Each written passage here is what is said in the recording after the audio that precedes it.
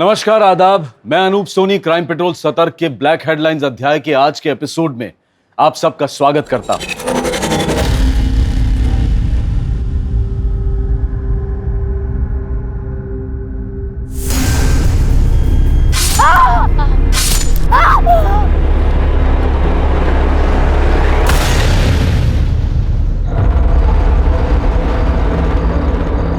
तो सेठ लोगों, यो है आज की बोली जो 15,000 से शुरू हुए हैं। तो लगाओ 16,000, 17,000 और बढ़ो 25,000। ये बात 25,000 से आगे कोई है कि निकल गई सबकी हवा? तो ये सौदा 25,000 में तय हुआ। आजा हुकुम, ले जाओ। तो आज की बोली यो रही 25,000 की, और यो है आज की दूसरी बोली 16 साल की छोरी। देख रहे हो ऊपर से नीचे तक, लगा बोली 5,000, 6,000 है। निकाल भिखारी को। 15,000। 15,000 से आगे कोई? बस। और कोई?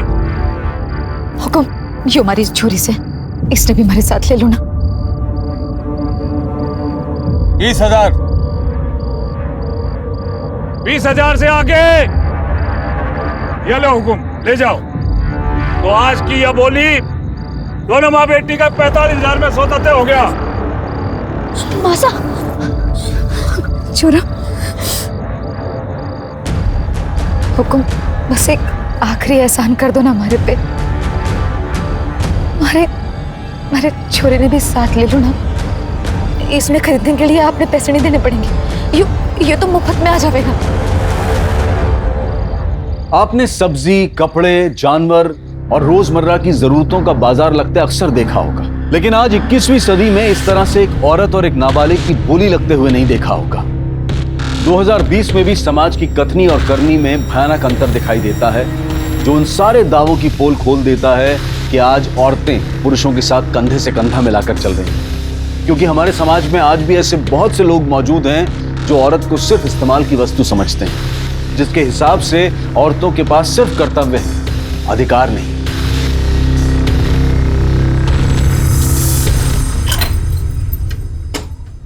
आ जाओ बेटा, आ जाओ। आओ, आओ। सामान वामान सब रख दो यहाँ पर, ठीक है? आज से तुम तीनों यही रहोगे। पर हुकुम, ये घर किसका है? अरे घर किसका वो छोड़ो ना, तुम लोग सब यहाँ सामान वामान रख दो। वैसे हुकुम, ये घर तो बहुत साफ सुथरा है, अच्छा है। काम का भी बता देते तो। आधार कार्ड है तेरे पास? हाँ है, पर आधार कार्ड क्यों? ला दी मुझे, दे। आ जा बेटा, बैठ।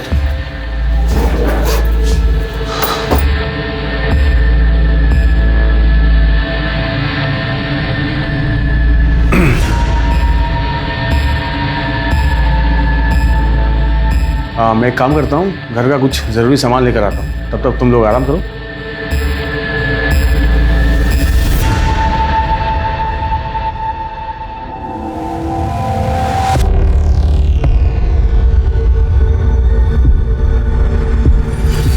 मासा, आपने आधार कार्ड देने की क्या जरूरत थी? बोल देते ना नहीं है। ये छोरी, हमारा दिमाग नहीं चला ना उस वक्त। उन्होंने मांगा, मैंने दे दिया। दिमाग ना चला मतलब? थारी इन्हीं हरकतों की वजह से आज हम यहाँ हैं। क्या जरूरत है आधार कार्ड देने की? तो छोरे, शांति रख। वहाँ कौन से मजे में थे? अरे ना काम था ना खाने को था। हम दोनों ने ना भूखा नहीं मारना चाहती थी, इसलिए यहाँ आने के लिए राजी हो गई। और तुम दोनों मने खामखा में सुना रहे हो। चलो कोई ना, सब ठीक हो जाएगा। कैसे ठीक होगा? अब तो तुमने आधार कार्ड भी दे दिया, अब तो मैं ऐसे भाग भी ना सकते।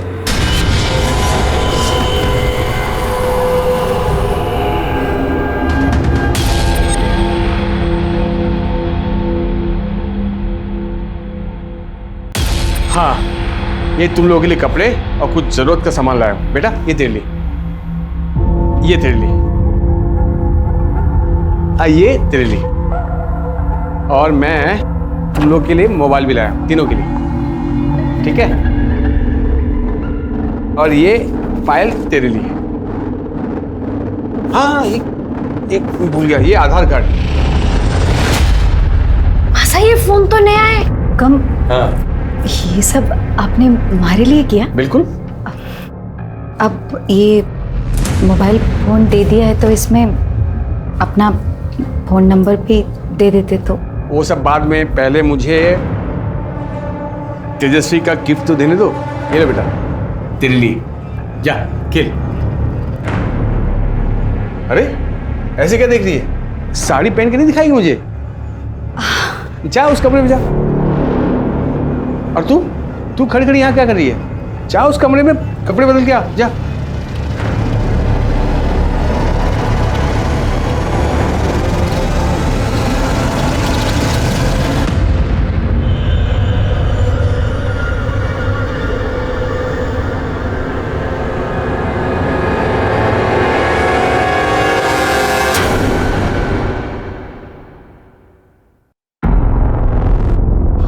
आप यहाँ क्या कर रहे हो?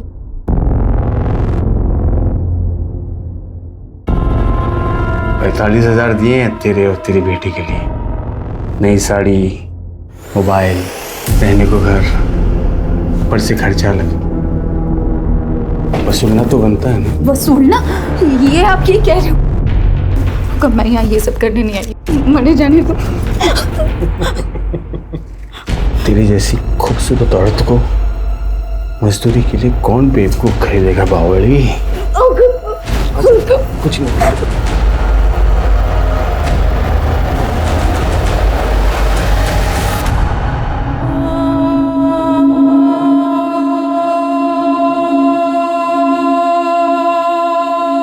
मासा देखना कैसी लग रही हूँ। पायल उतार दे ये कपड़े और अपने पुराने कपड़े पहन ले। क्यों? हर सवाल का जवाब देना जरूरी ना है। तन्ने मुंह फुला के बैठना है ना, तू बैठ। मारे तो घूमने जाना है, मैं चल। पायल तू सुन नहीं रही मैं क्या कह रही हूँ? पायल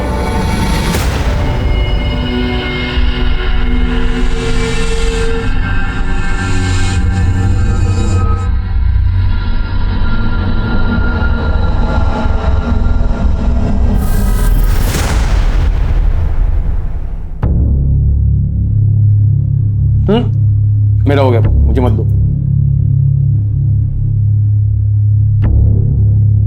एक बात पूछनी थी। रोज रात में तो आप हमारे साथ तो रहते नहीं, तो फिर कहाँ जाते हो?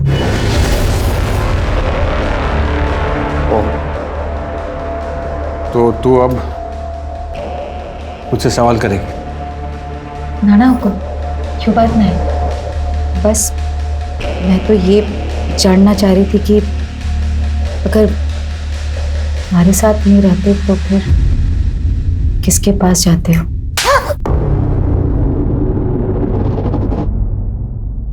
औकात में रह तू अपनी।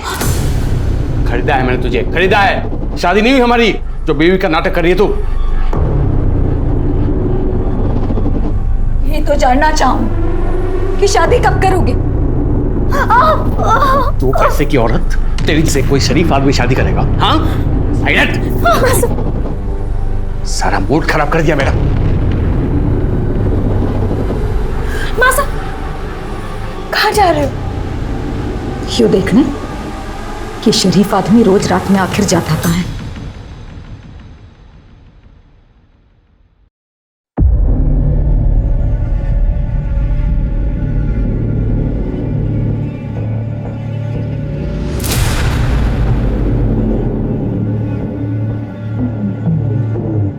कहाँ गई थी तू? बाजार गई थी। ये लोग कौन है? चल अंदर जा, जा।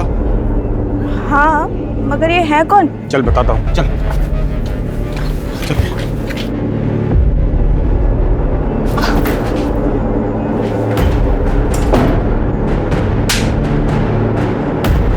अब समझ में आ गया कौन है ये लोग? क्या डिटेल में समझाऊं? मासा चलो यहाँ से, चलो।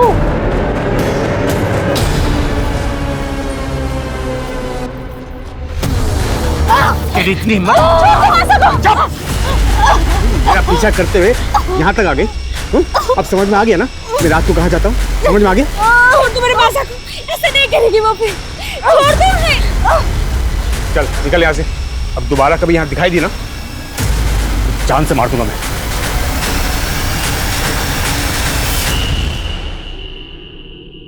मिश्रा, मुझे पता लगा है पॉलिटिकल फंक्शन में तुमने फोर्स कम भेजी, ऐसा क्यों?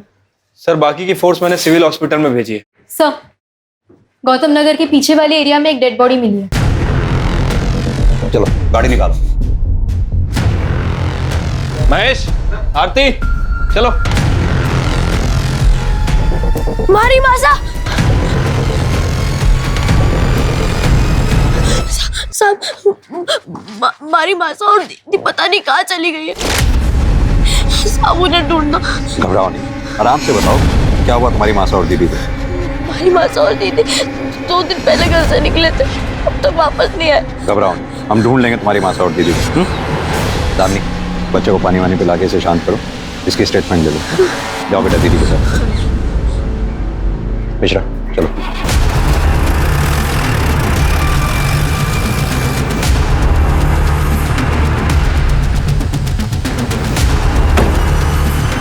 आओ सॉरी तो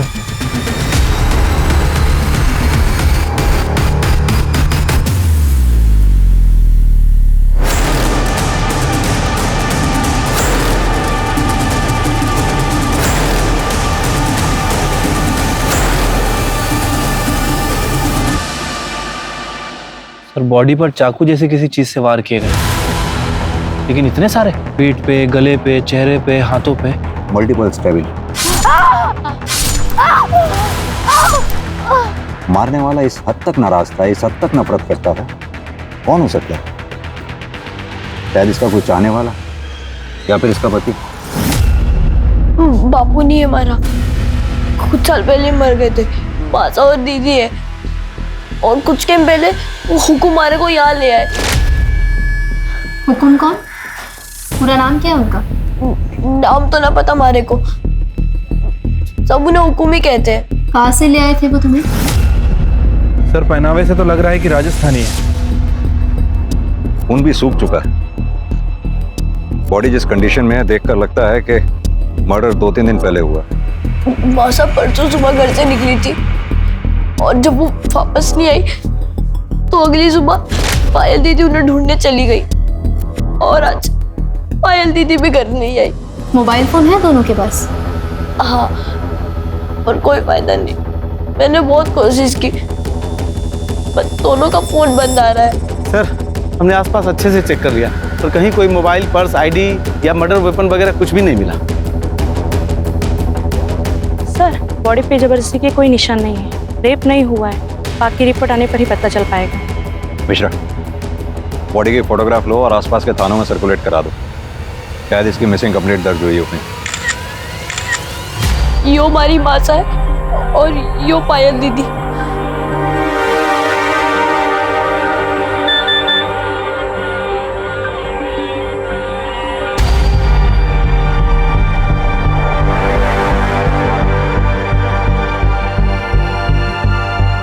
बेटा, तुम्हारी माँ के हाथ पे कुछ गुदा हुआ है क्या, या कोई निशान?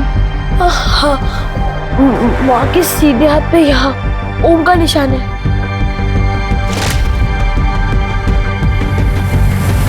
बेटा, अभी मैं तुम्हें कुछ दिखाने वाली हूँ, घबराना नहीं, ध्यान से देखो और मुझे बताओ कि यही तुम्हारी माँ है?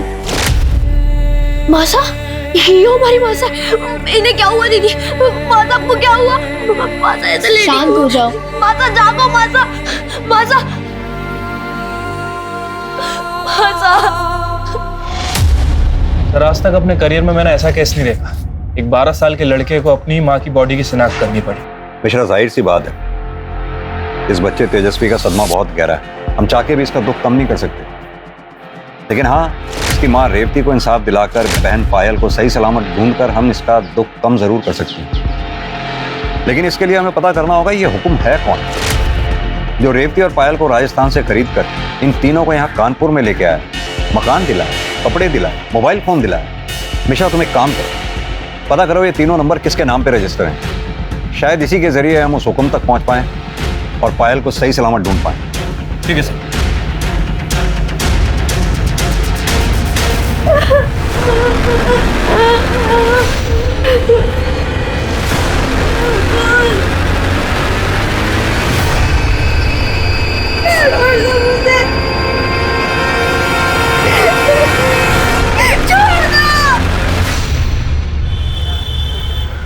सर, तेजस्वी ने हुकुम का ये स्केच बनवाया। महेश सर, पता करो रेवती के घर के आसपास कहीं सीसीटीवी हो तो उसकी फुटेज चेक करो। देखो क्या ये आदमी रेवती के घर के आसपास चक्कर लगाता दिखाई दे रहा है। अगर नहीं तो उसके आस पड़ोस में पड़ोसियों को सबको ये स्केच दिखाओ और इसके बारे में जितनी डिटेल मिले सब पता करो। सर ऐसा भी हो सकता है कि रेवती का मर्डर इस हुकुम ने किया हो, क्योंकि सर तेजस्वी ने बताया था कि जब से रेवती गायब हुई है ये हुकुम भी उसके घर के आसपास नजर नहीं आया। ये रेवती की पोस्टमार्टम रिपोर्ट आई क्या? सर अभी सरकारी हॉस्पिटल में हड़ताल चल रही है, शाम तक खत्म हो जाएगी। सर कल तक पोस्टमार्टम रिपोर्ट आने की उम्मीद भी है। सर, रेवती, पायल और तेजस्वी तीनों के भी नंबर्स रेवती के नाम पर रजिस्टर्ड है। फोन और सिम कार्ड तीनों भी अलग अलग जगह से खरीदी गई हैं और एड्रेस प्रूफ में राजस्थान के एड्रेस का आधार कार्ड दिया गया है। इन तीनों के कॉल रिकॉर्ड्स में ये हुकुम का नंबर जरूर होगा जिसकी रेवती से बात होती होगी। सर, रेवती के कॉल रिकॉर्ड्स में तो बस 2 ही नंबर मिले हैं, एक पायल का और दूसरा तेजस्वी का। इन दोनों के अलावा तीसरा कोई नंबर नहीं है। ये पायल और तेजस्वी के कॉल रिकॉर्ड्स चेक किए?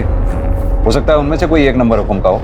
ये सर, पायल की कॉल रिकॉर्ड्स में कुछ ऐसे नंबर्स मिले हैं, हम चेक कर रहे हैं कि वो नंबर्स किसके हैं। इतने नंबर्स में से एक नंबर तो हुकुम का जरूर होना चाहिए। एक काम करो, उस बच्चे तेजस्वी को लेकर आओ। Yes sir. बेटा तेजस्वी, आपको पुलिस स्टेशन में रहने में कोई दिक्कत तो नहीं हो रही ना? अगर कुछ प्रॉब्लम हो या कुछ चाहिए हो तो बता देना। साहब, पायल दीदी मिली? नहीं बेटा, अभी तो नहीं, लेकिन जल्दी मिल जाएगी। तेजस्वी, हमने कुछ नंबर्स हाईलाइट किए। ये ब्लू कलर में जो नंबर हाईलाइट किए हैं जरा इन्हें देख के बताओ, ये किसके नंबर है? पता नहीं साहब, पर ये शिव और लाखन के ही होंगे, क्योंकि हमारे से अलग दीदी इन दोनों से बातें करती थी। बेटा ये दोनों रहते कहाँ पर हैं? घर तो नहीं पता साहब, पर हमारे घर के आसपास ही देखा है मैंने इन्हें। इन्हें देखोगे तो पहचान लोगे? हाँ।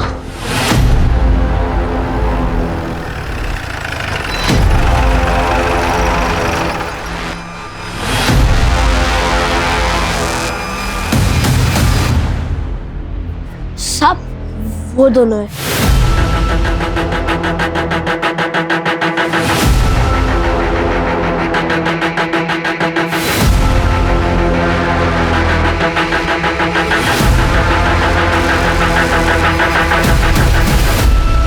साहब, हम और पायल दोस्त थे, वही हमको बताई थी कि उनके यहाँ जो एक आदमी आता था उसको ये सब हुक्म करके बुलाते थे। क्या यही है वो आदमी? हाँ साहब, यही है। तुम दोनों पायल से दोस्ती का नाटक कर रहे थे ना? चल क्या रहा है ये सब? कहाँ गायब है पायल? क्या जाने कहाँ है साहब, हम खुद उसे 2 दिन से खोज रहे हैं। और तू कितने दिन से खोज रहा है पायल को? तू भी तो उसे फोन करता था ना, दोस्त है उसका।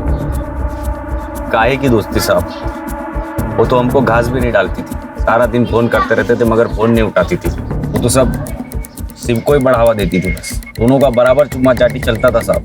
हम भी समझ गए थे कि वो भी दुनिया के जैसी है, हम विकलांग को काहे चुनेंगे। टुकुर टुकुर का देख रहा है बे? तू तो सब जानता है ना, पता था क्या नहीं सबको? बच्चे से नहीं मुझसे बात कर। क्या कह रहा था?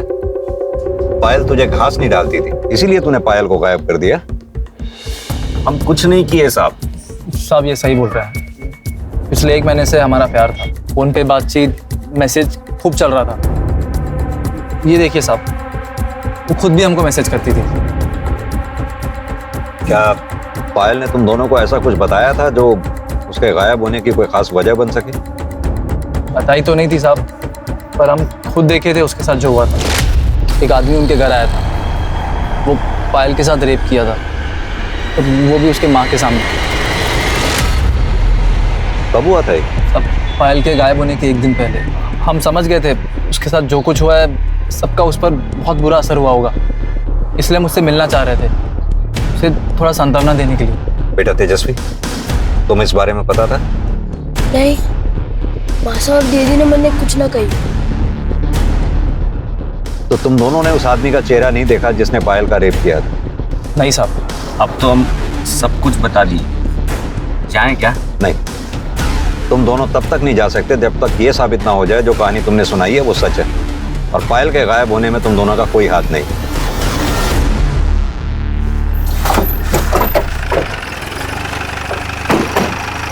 लेके आओ। सर, रेवती के घर के आसपास की सीसीटीवी फुटेज आ गई है, जिसमें ये हुक्म साफ साफ दिखाई दे रहा है। पॉज करना, प्ले करो। ये बाइक के नंबर प्लेट पे जूम करना था। अब यही आदमी हमें इस हुक्म तक पहुंचाएगा। आरटीओ से इस बाइक की डिटेल्स निकलवाओ। ये जो कोई भी है इसे उठा के ले आओ। सर, हमारा नाम गोपी है और ये आदमी हम ही है। ये हमें पता है। अब उसके बारे में बता जिसके गले लग रहा है।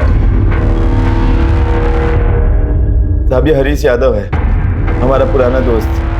बहुत साल से हम एक दूसरे के टच में नहीं थे, लेकिन कुछ दिन पहले जब हम उसको देखे तो मिल लिए और 4 बातें हो गई। अबे, और आगे हो क्या? अंधा है क्या? इतना नहीं है। अरे क्या बात है हरीश, मेरा भाई। कैसा है यार? बढ़िया यार, तू बता कैसा है? मैं बहुत बढ़िया हूँ। अब 2 मिनट की बस मुलाकात थी साहब, बस। कहाँ रहता है तेरा ये हरीश यादव? बचपन के दोस्त हैं ये। पहले वो सुमन बिहार में रहता था। अभी कुछ दिन पहले जब हम वहाँ गए तो पता चला बहुत पहले ही वहाँ से कहीं शिफ्ट हो गया है। अभी कहाँ शिफ्ट हो गया साहब, ये हमको नहीं पता। इतने साल बाद मिला, उसे नया पता नहीं मांगा? फोन नंबर तो होगा। नंबर मांगे थे साहब उससे, लेकिन वो टाल दिए। वो न देना चाहते होंगे तो हम फिर जोर भी नहीं डाले। फिर साहब वो अपने रास्ते और हम अपने रास्ते। तो साहब हम जितना जानते थे हम सब बता दिए।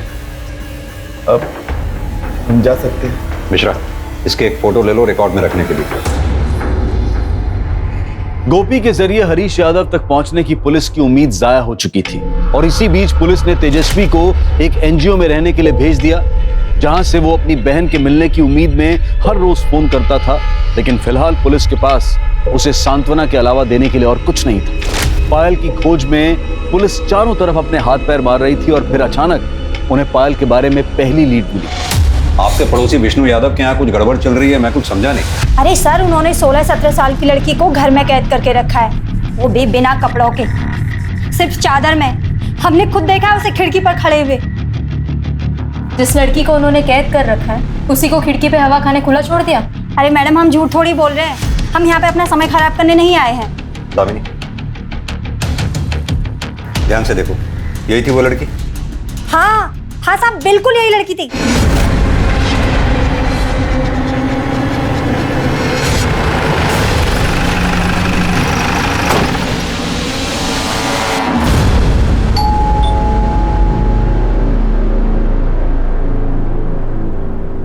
जी कहिए। साइड मिश्रा, घर का कोना कोना छान मारो।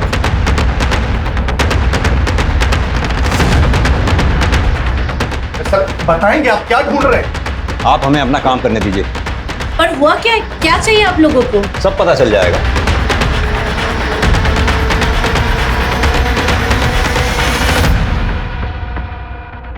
क्या बात है भैया? पुलिस आपके घर में क्या करी? अरे बता नहीं रहे कुछ। जिसे हम सारी दुनिया में ढूंढ रहे हैं वो खुद ब खुद चल के हमारे पास आ गया। क्या? मैं कुछ समझा नहीं, आप क्या बोलना क्या चाहते? हरीश यादव और हुकुम। क्या लगते हो तुम इनके? मैं इनका छोटा भाई हूँ। यहाँ पास 2 मकान छोड़ के मैं रहता हूँ। पर आप ये बताइए कि बात क्या है? अब पूछेंगे हम और बताएगा तू। तेरे लिए तो कई सवाल हैं हमारे पास। क्या? कैसे सवाल? जैसे कि पायल कहाँ है? यही थी ना? कहाँ छुपा रखा है उसको? पायल? पायल भला यहाँ पर क्या करने आएगी? और हम क्यों छुपाएंगे उसको? कुछ दिन पहले प्रताप नगर में किसी लड़के के साथ देखा था मैंने उसे। अब पता नहीं उसका अता पता क्या है, मुझे नहीं मालूम। पता सब मिल जाएगा। दामिनी, हरीश के घर की भी तलाशी लो। एक मिनट, ये चल क्या रहा है इंस्पेक्टर साहब? बताएंगे। अब यहाँ कुछ नहीं मिला तो इसे परेशान करेंगे आप? भैया 1 मिनट लेने दीजिए तलाशी इनको। जब वहाँ भी कुछ नहीं मिलेगा इनको तसल्ली होगी तब। वैसे भी हम कुछ कहेंगे इनको, हमारी बात सुनने नहीं वाले। क्यों नहीं सुनेंगे? तू अगर सच बोलेगा जरूर सुनेंगे। अब सीधी तरह से ये बता कि रेवती और पायल को राजस्थान से क्यों खरीद के लाया था? ये क्या बेहुदा मजाक कर रहे हैं आप सर? सर मैं एक लेबर कॉन्ट्रैक्टर हूँ भैया। आप बिल्डिंग के कॉन्ट्रैक्ट लेते हैं। हमारे यहाँ पर सारे राज्य के मजदूर आते हैं। रेवती भी आई थी कहीं से मजदूरी के लिए। ये पास वाले बिल्डिंग में हमारा काम चल रहा था। मंदी की वजह से उसे बंद करना पड़ा हमें। सर मेरी शराफत देखिए, रेवती दो बच्चे लेकर आई थी ना, उसे मैंने प्रताप नगर में घर दिया रहने के लिए, राशन भरवाया उसके लिए, सब कुछ किया। आप मुझ पर इल्जाम लगा रहे हैं।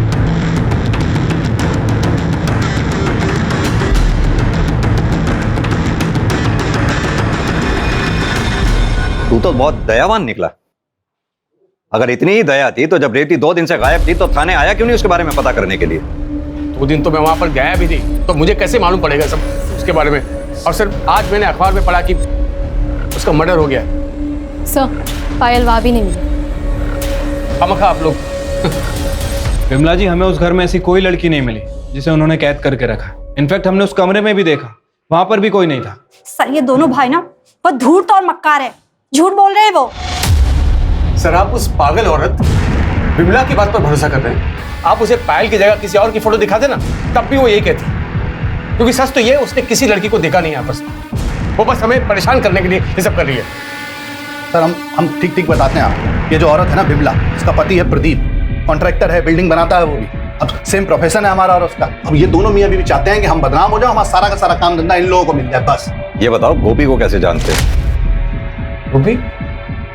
अच्छा गोपी मेरा पुराना दोस्त है, पर उसका इस केस से क्या लेना देना, मतलब मैं समझ नहीं आ रहा मुझे। अपने इस पुराने दोस्त से कब मिला था आखिरी बार? तू आखिरी बार मैं हाँ प्रताप नगर में मिला था उससे। सर एक बात बताऊँ, आपकी अगर तलाशी हो गई है, पूछताछ पूरी हो गई है, तो प्लीज हमें थोड़ी बहुत शांति दीजिए सर, हम शरीफ लोग हैं। मेहरबानी कीजिए साहब। हाँ प्लीज सर।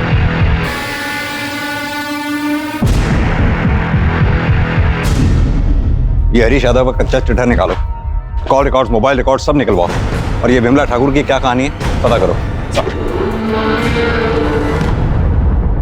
सर विमला ने यादव परिवार पे जितने भी इल्जाम लगाए थे सारे के सारे बेबुनियाद थे। वो ये काम उन दोनों भाइयों को फंसाने के लिए कर रही थी। यानी कि विमला ने किसी लड़की को खिड़की में देखा है, ये बात झूठ भी हो सकती है? हो सकती है सर।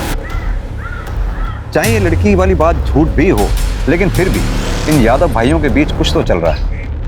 मैंने नोटिस किया जब हम हरीश और विष्णु से बात कर रहे थे तो हरीश की बीवी बीना यादव कुछ घबराई हुई थी। ये पोस्टमार्टम रिपोर्ट अभी आई है नहीं?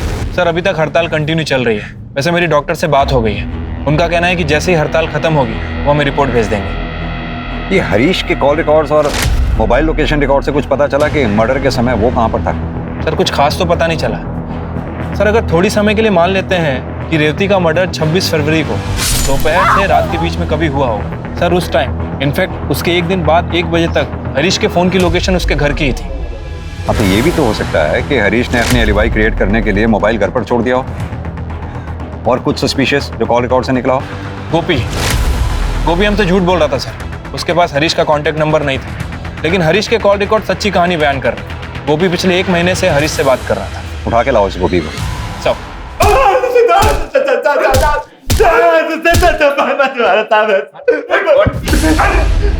ये बोल के छोड़ के बोला बता दो साहब।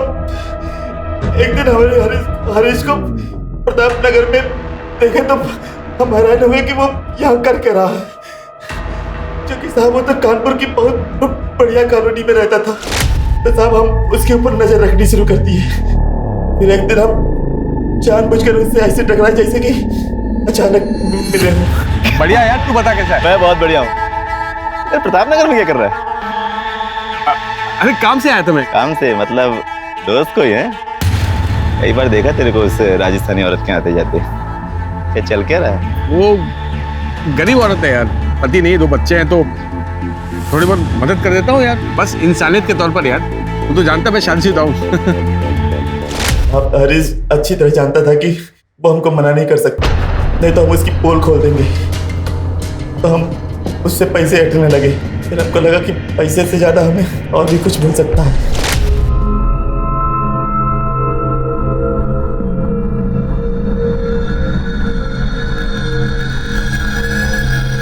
अरे ये रहने, तुम अपने कमरे में जाओ, ठीक है?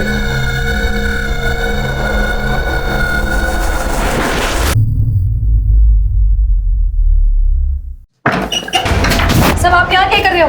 हैरान क्यों हो रही? बताया नहीं क्या हरीश तुमको? हाँ आप जाओ यहाँ से। तुम आओ इधर इधर इधर इधर उधर बंद कर।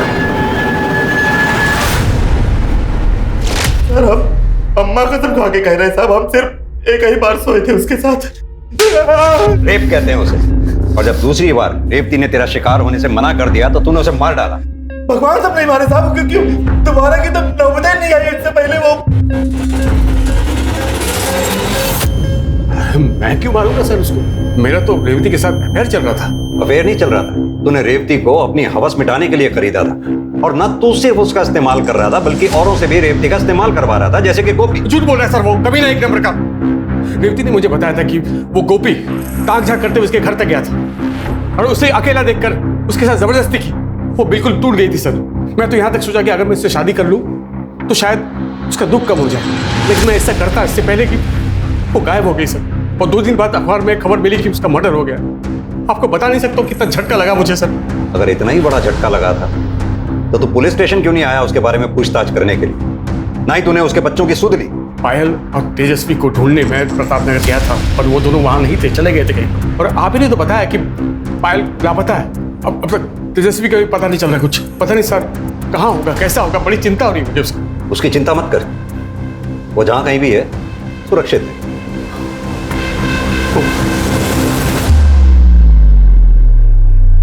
सर आपने इस हरीश को जाने क्यों दिया? साफ साफ दिख रहा है सर सीधा बनने की कोशिश कर रहा है। समझ तो मुझे भी आ रहा है मिश्रा, लेकिन इस हरीश के खिलाफ हमारे पास कोई ठोस सबूत भी तो नहीं है। सर ऐसे तो सबूत शिव और लाखन के खिलाफ भी नहीं है। छोड़ दो उन्हें। लेकिन सर देखो मिश्रा, इन तीनों का कनेक्शन पायल से है, तो पायल जरूर इन तीनों में से ही किसी एक के पास होगी। ये जानने के लिए थोड़ा बहुत तो रिस्क लेना ही होगा। सर मुझे लगता है कि हमें यादव परिवार की औरतों से भी बात करना चाहिए, क्योंकि अगर ये विमला सच बोल रही है, मेरे ख्याल से इन औरतों को भी कुछ ना कुछ पता होगा। नहीं मिश्रा, मुझे नहीं लगता यादव परिवार की औरतें अपना मुंह खोलेंगी। मुझे तो वो भी विक्टिम ही नजर आती हैं।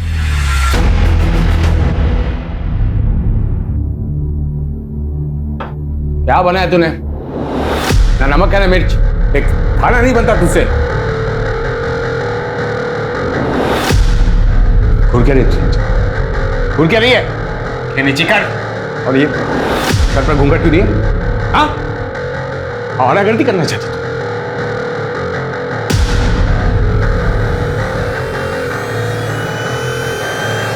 बस अब बहुत हुआ।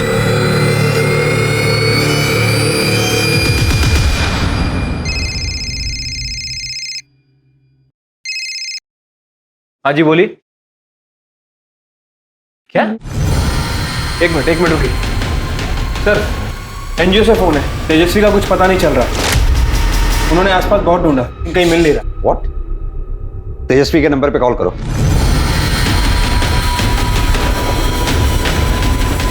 सर उसका फोन भी स्विच ऑफ है। मिश्रा, इससे पहले कि तेजस्वी के साथ कुछ गलत हो जाए हमें उसे ढूंढना होगा। चलो।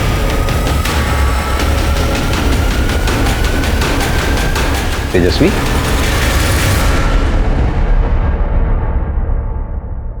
घबराओ नहीं, बैठो। चलो पानी पियो। आराम से बेटा, आराम से। अच्छा ये बताओ, तुम एनजीओ से भागे क्यों? मैंने पायल दीदी का फोन आया था।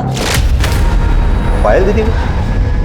क्या कहा उन्होंने? कितने दिन कहाँ थे वो? इतनी बात नहीं हुई, बस इतना कहा कि शिव की मदद से हम गाँव वापस जा रहे हैं। और रात को 11:30 बजे कमला विहार के पास आने को कहा। मैं वहाँ एनजीओ से भागकर वहीं गया था। मैंने उनका बहुत इंतजार किया पर वो वहाँ नहीं आई। हमारी दीदी को ढूंढ लो सब, हमारी दीदी को ढूंढ लो सब। चिंता मत करो, बैठ जाओ, हम तुम्हारी दीदी को ढूंढ लेंगे। मिश्रा, ये शिव जहाँ कहीं भी है उसे खोद के निकालो और पायल के फोन पे कॉल करो। उसका कोई पता नहीं, उन्होंने कोई और नंबर से कॉल किया था। तो फिर किस नंबर से किया था? उन्होंने ये नंबर से कॉल किया था। किसका नंबर है? पता नहीं। कॉल करो उस नंबर पे। पहले तो कहीं आसपास ही बज रही है। दामी, तुम यहीं रहो इसके पास। आओ मेरे साथ।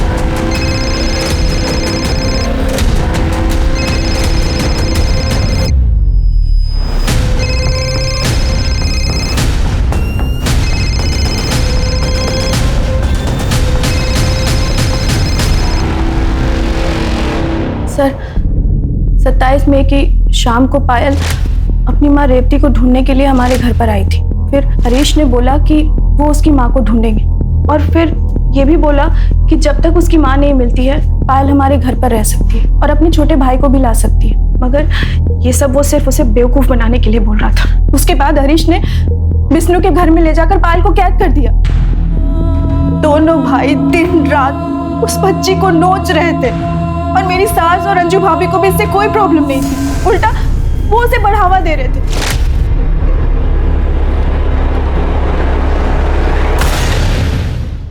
शुरू में मैं भी पायल से बहुत नाराज थी, क्योंकि उसकी माँ रेवती की वजह से मेरी बसी बसाई गृहस्थी उजड़ रही थी।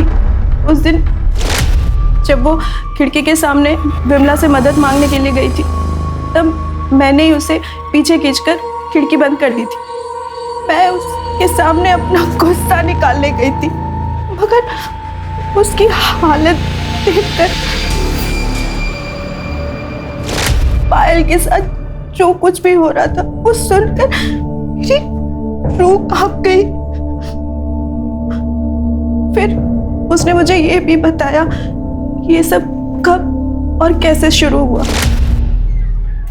कौन? और का औरत सीधा हमारे भाई के घर चली गई उससे बातचीत करने के लिए, सवाल जवाब करेगी। इतना काफी नहीं था, तेरे पिल्लों का ध्यान रखा उसने, खर्चा उठाया। बातें आ रहा है तुम लोगों को।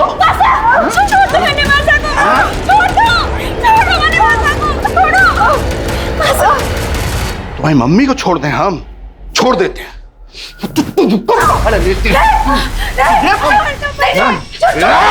सजा तो देना पड़ेगा।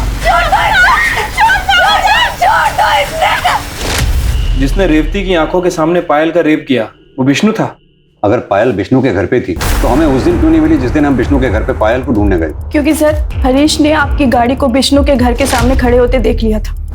इससे पहले कि आप घर के अंदर जाते, वो पीछे के दरवाजे से घर के अंदर गया और पायल को निकालकर गाड़ी की डिक्की में डाल दिया। काफी पहुंचे हुए हैं दोनों भाई।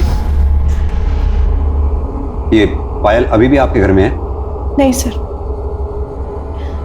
मुझे पता था कि आज हरीश और विष्णु घर लेट आने वाले हैं, इसलिए मैंने पायल को भगाने का प्लान बनाया। उसे अपना फ़ोन दिया और उसने अपने बॉयफ्रेंड शिव और अपने छोटे भाई को फ़ोन करके ये बोला कि वो कमला विहार, मतलब मेरे घर के पास रात को आ रहे। उसके बाद क्या हुआ? 11:30 बजे वो घर से निकली और उसके जाते ही आधे घंटे बाद हरीश और विष्णु घर आ गए। जब उन्होंने देखा कि वो घर से भाग गई है तो वो दोनों उसे ढूंढने के लिए निकल गए। सर, अगर उन दोनों ने उसे ढूंढ लिया तो उसे जान से मार देंगे। सर प्लीज आप कुछ कीजिए सर, इससे पहले कि वो उन्हें ढूंढे, आप प्लीज उसे बचा लीजिए। आप चिंता नहीं करो मिश्रा, चलो। सर, इंडस्ट्रियल एरिया के पास वाले जंगल में एक जवान लड़की की लाश मिली है। What?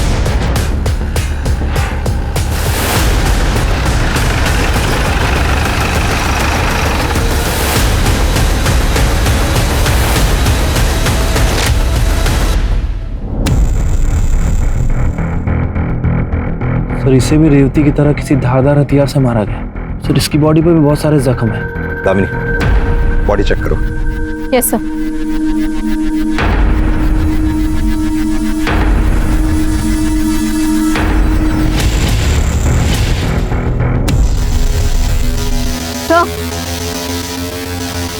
सर, मर्डर के पहले रेप हुआ ये एग्जैक्टली नहीं कह सकते, पर रेप हुआ जरूर है क्योंकि शरीर और प्राइवेट पार्ट पे निशान है। मिश्रा, बॉडी को पोस्टमार्टम के लिए भिजवाओ और ये विष्णु और हरीश जहां कहीं भी हो उठा के ले आओ। सर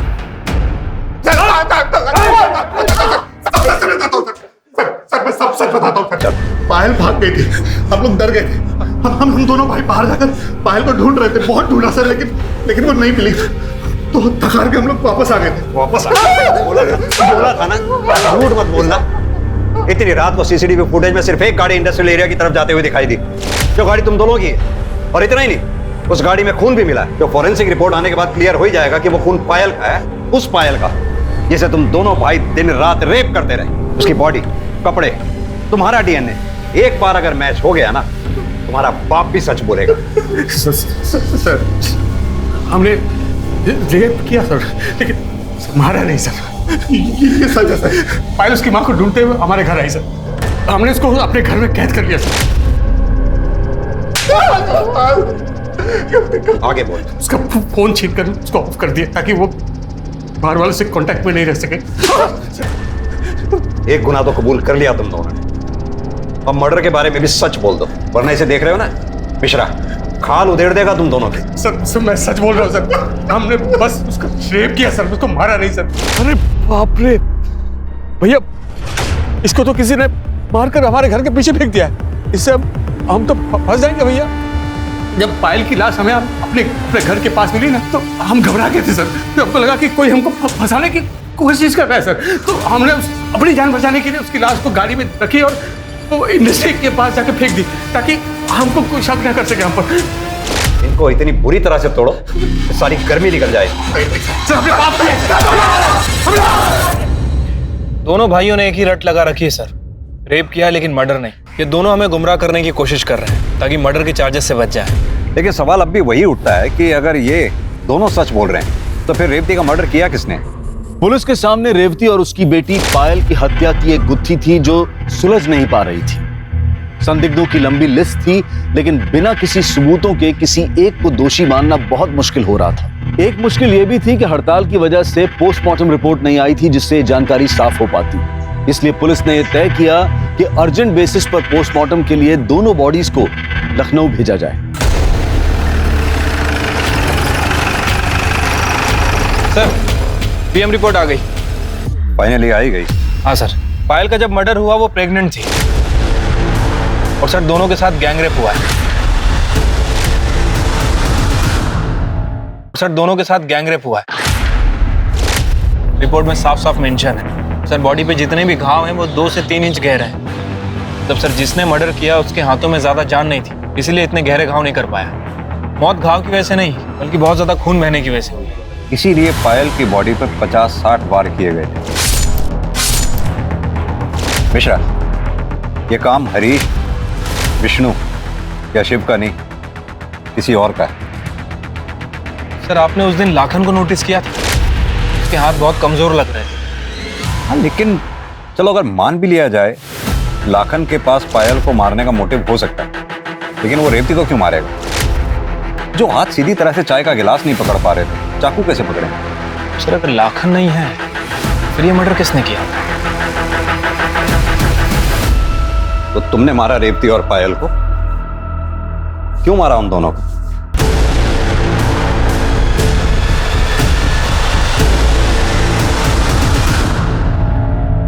मारे को बिल्कुल अच्छा ना लगा था जब कोई हमारी मासा की बेइज्जती करता था। वो हुकुम 2 पैसे की औरत गई थी, उसने हमारी मासा को। 2 पैसे की औरत? मुझे तो उस दिन शिव और लाखन से पता चला था कि दीदी के साथ भी जबरदस्ती हुई थी। मासा गुस्से में हुकुम से बात करने घर से निकली और उसका कुछ फायदा नहीं था, इसलिए मैंने उनका पीछा किया और गौतम नगर के पास पहुंचते ही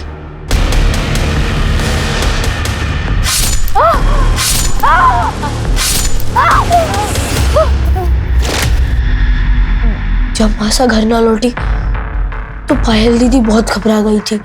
वो घर से निकली और कही कि मासा को ढूंढने जा रही है, फिर वो भी वापस ना आई। फिर मैं आपके पास उसके गायब होने की शिकायत लिखवाने आया। जब मुझे पायल दीदी का फोन आया तो उसने मुझसे कही कि हम गांव वापस जा रहे हैं। मैं बहुत खुश था, उसकी कही हुई जगह पर उससे मिलने भी गया। दीदी, तेजस्वी,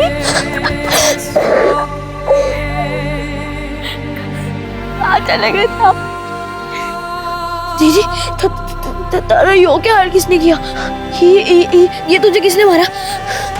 कुमार उसके भाई ने रोज जबरदस्ती करते थे मेरे साथ, बहुत बुरा हाल किया। हमारी मासा, हमारी बहन को सबने बाजारू बना दिया था। नहीं चाहती मुझे ऐसी मासा और बहन। मैं तो पहले भी यहाँ नहीं आना चाहता था, पर मासा ने जबरदस्ती करके मुझे झोंक दिया इस नरक में, इसलिए मार दिया दोनों को मैंने। माना कि तुम्हारी माँ रेवती और बहन पायल के साथ जो कुछ भी हुआ बहुत गलत हुआ, लेकिन पुलिस थी ना उनके गुनाहगारों को सजा देने के लिए। तुम्हें इस तरह से कानून अपने हाथ में नहीं लेना चाहिए। तेजस्वी के जुर्म कबूल करने के बाद भी पुलिस ने विष्णु और हरीश को तब तक पूछताछ के लिए रखा जब तक उन्होंने कबूल नहीं कर लिया कि हरीश ने पायल और रेवती को राजस्थान में हुई अवैध नीलामी से खरीदा था। पायल किससे प्रेग्नेंट थी ये जानने के लिए विष्णु और हरीश का डीएनए पायल के फीटस से मैच करवाया गया, जो कि विष्णु से मैच हुआ और दोनों को पॉक्सो एक्ट के तहत कड़ी सजा सुनाई गई। तहकीकात में पता चला कि रेवती विधवा थी और उसके रिश्तेदारों ने उसे किसी बिचौलिए को बेचा था और उस बिचौलिए ने आगे उसे हरीश को बेचा। बेशक तेजस्वी की कच्ची उम्र अपराधी और निर्दोष में फर्क नहीं कर पाई, जिसके कारण उसने अपनी ही मां और बहन की हत्या कर दी। लेकिन उस मासूम की इस मनस्थिति के लिए वो सभी लोग जिम्मेदार हैं जिन्होंने उसे इस हाल में पहुंचाया। कोरोना वायरस से बचाव के लिए सरकार और प्रशासन ने कई कदम उठाए हैं। हम सबके लिए बहुत जरूरी है कि हम उनके दिए गए निर्देशों का सही तरह से पालन करें, अफवाहों पर विश्वास न करें, डर का माहौल न फैलने दें। हमें पूरा विश्वास है कि हम सब एक साथ मिलकर इस आपदा को जड़ से मिटाने में सफल रहेंगे। अब मैं अनूप सोनी आपसे विदा लेता हूं। फिर मुलाकात होगी क्राइम पेट्रोल सतर्क के ब्लैक हेडलाइंस अध्याय में एक और नए केस के साथ। और याद रखें, क्राइम और आपके बीच में सिर्फ इतना फर्क है कि आप कितने सतर्क हैं। सतर्क रहें, सुरक्षित रहें। जय हिंद।